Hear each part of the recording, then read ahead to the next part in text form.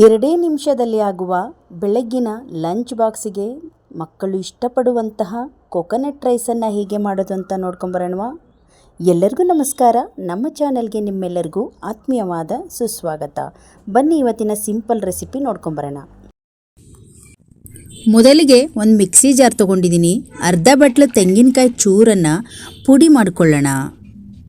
ಹಸಿ ತೆಂಗಿನಕಾಯಿ ಇದ್ದರೆ ಚೆನ್ನಾಗಿರುತ್ತೆ. ಈ ಥರ ತರಿಯಾಗಿ ಪುಡಿ ಮಾಡ್ಕೊಂಡಿದ್ದೀನಿ ತೆಂಗಿನಕಾಯನ್ನು.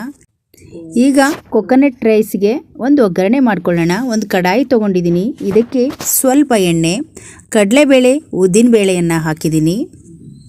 ಸ್ವಲ್ಪ ಸಾಸಿವೆ, ಜೀರಿಗೆ, ಹಸಿಮೆಣಸಿನಕಾಯಿ ಉದ್ದಕ್ಕೆ ಕಟ್ ಮಾಡಿ ಹಾಕಿದ್ದೀನಿ. ಗೋಡಂಬಿ ಬೇಕಾಗುತ್ತೆ, ಸ್ವಲ್ಪ ಜಾಸ್ತಿನೇ ಗೋಡಂಬಿ ಹಾಕ್ಕೊಂಡಿದ್ದೀನಿ. ಕರಿಬೇವಿನ ಸೊಪ್ಪನ್ನು ಹಾಕಿದ್ದೀನಿ. ಈಗ ಎಲ್ಲವನ್ನು ಚೆನ್ನಾಗಿ ಮಿಕ್ಸ್ ಮಾಡ್ಕೊಳ್ಳೋಣ.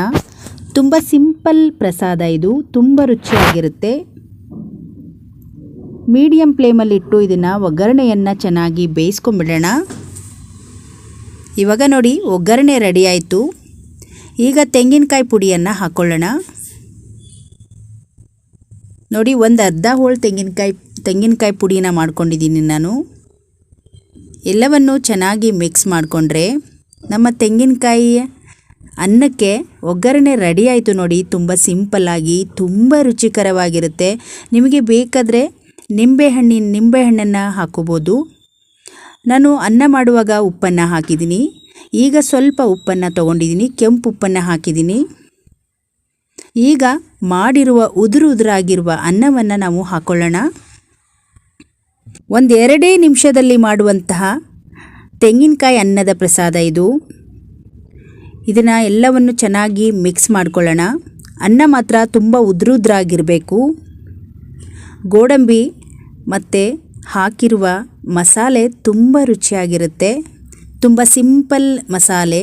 ಬೆಳಗ್ಗೆ ತಿಂಡಿಗೂ ಕೂಡ, ಲಂಚ್ ಬಾಕ್ಸಿಗೂ ಕೂಡ ತುಂಬ ಚೆನ್ನಾಗಿರುತ್ತೆ. ಮಕ್ಕಳಿಗೂ ಕೂಡ ಇಷ್ಟ ಆಗುತ್ತೆ. ಈಗ ತೆಂಗಿನಕಾಯಿ ಅನ್ನ ರೆಡಿ ಆಯಿತು. ಇದನ್ನು ತಟ್ಟೆಗೆ ಹಾಕ್ಕೊಳ್ತಾ ಇದ್ದೀನಿ. ಈ ರೈಸನ್ನು ಬೆಳಗಿನ ತಿಂಡಿಗೆ ತುಂಬ ಚೆನ್ನಾಗಿರುತ್ತೆ. ಹಾಗೆ ಲಂಚ್ ಬಾಕ್ಸಿಗೂ ಕೂಡ ತುಂಬ ರುಚಿಕರವಾಗಿರುತ್ತೆ. ದೇವರಿಗೇನಾದರೂ ನೈವೇದ್ಯ ಮಾಡಬೇಕು ಅಂದಾಗ ಈ ರೈಸನ್ನು ಮಾಡಿ ನೈವೇದ್ಯ ಮಾಡ್ಬೋದು. ನೋಡಿದ್ರಲ್ಲ, ಇವತ್ತಿನ ಚಿಕ್ಕ ವಿಡಿಯೋ ನಿಮಗೆ ಇಷ್ಟ ಆದರೆ ಒಂದು ಲೈಕ್ ಮಾಡಿ, ಈ ವಿಡಿಯೋವನ್ನು ಶೇರ್ ಮಾಡಿ. ಇನ್ನಷ್ಟು ವಿಡಿಯೋಗಳಿಗಾಗಿ ನಮ್ಮ ಚಾನಲನ್ನು ಸಬ್ಸ್ಕ್ರೈಬ್ ಮಾಡ್ಕೊಳ್ಳಿ. ಮತ್ತೆ ಮುಂದಿನ ರೆಸಿಪಿಯೊಂದಿಗೆ ಸಿಗೋಣ. ಅಲ್ಲಿಯವರೆಗೂ ಧನ್ಯವಾದಗಳು.